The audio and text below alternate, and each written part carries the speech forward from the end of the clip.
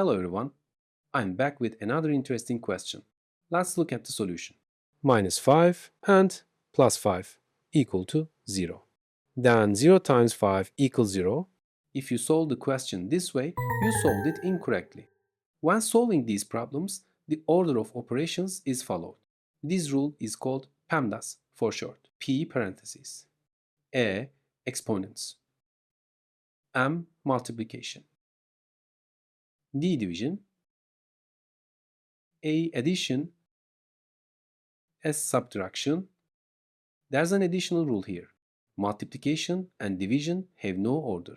They are solved from left to right. Similarly, addition and subtraction have no order. They are solved from left to right. Now let's do the solution again. While I delete the incorrect text, you can like the video and you can write hi in the comments section. Here is addition and multiplication. First we do multiplication. 5 times 5 equals 25. Then we collect -5 plus 25. Here, -5 follows 5 of plus 25. Answer plus 20. Congratulations if you found the answer this way. We've reached the end of our video. Solve the question on the screen. Write your answer in the comments section. Let's see who gets the correct answer. You can subscribe for new videos by clicking the logo on the screen.